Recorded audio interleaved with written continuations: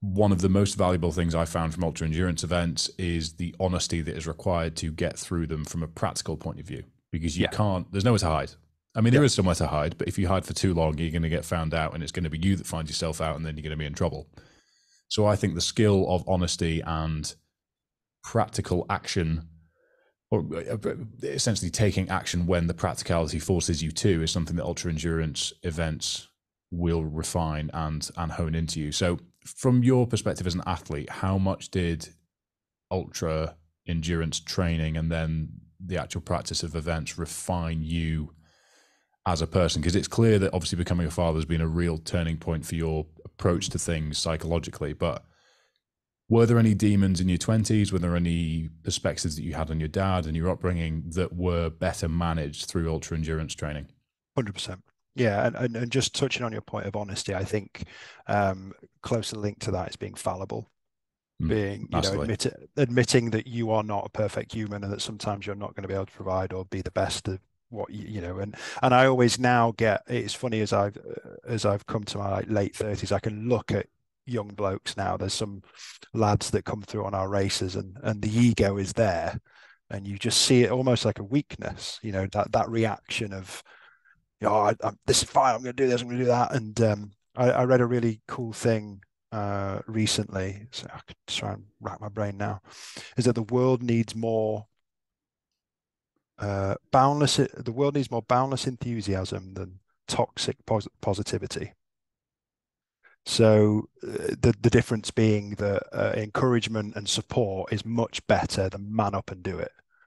It's problem solving, Yeah, essentially. You are coming together as human beings, which is what we're hardwired to do, to find a problem, to a solution presented to you, which is yeah, yeah, why when we put ourselves in silos, we start to perpetuate this negative thought pattern and thinking, yeah, oh, everything's going to be okay. Oh, look on the bright side. That's not going to get you anywhere, because that's not how we work from a neuroscientific point of view. It's not how we actually engage with support mechanisms, yeah. especially as blokes. When we come together and find problem solutions to problems, we form a better bond than were you just in the same room as another guy. Yeah. It's hardwired into us, and I think that's something that's too easy to forget. And there's power in the struggle, which is where it links nicely into endurance. It's a very, think about how many times we see it in the world of sport, where teams that go through a very tough season or win a World Cup, they always have that bond, don't they? Because they've been there together. Think about when guys and girls go off to war and they come back and they always have that loyalty to each other. There's a there's a real bonding in struggle, and not that any way endurance sports compares with going to a war zone. But there is this similar thing that happens in endurance sports where, firstly, you get stripped back and exposed. There's no room for an ego, especially in our world. If you turn up into a jungle thinking you're the next Rambo, you're soon going to be like, I'll book the helicopter before you even start. That's the kind of uh, situation that we don't often deal with it. Thankfully, we sometimes deal with it. But there's no room for ego. But then when you go through these things, anyone that you go through that with, so Johnny, you had him on your last show. He's been through the Arctic race, and he will have a bond with the 20 odd so that made it to the finish line He and the does. He people that does started. categorically. He speaks to Yeah, them and and gets a lot of value from the conversations now.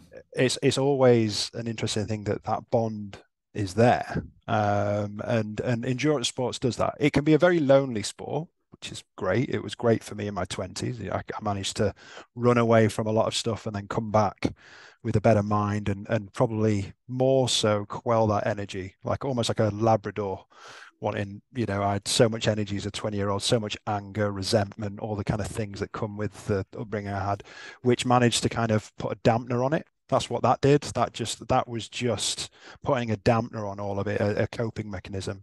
But then also you get this lovely kind of community, family, all of that kind of shared experience stuff that you get with ultra running, that when you've been through something properly tough, more than you've ever thought that you'd be able to do, and you've done that with someone else, that is properly magical stuff.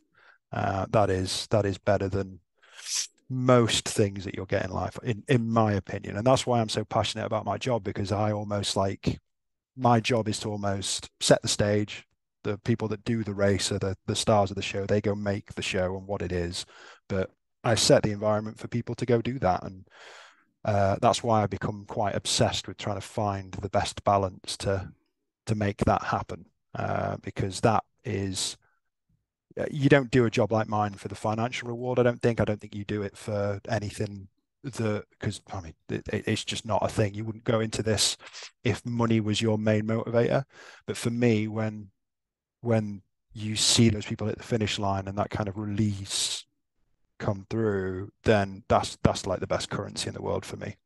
And I value that more now. When I didn't realize how much I needed that until COVID and stopped all of our events. And then when we did that first race back in the finish line there, I was like, yeah, this is the good stuff.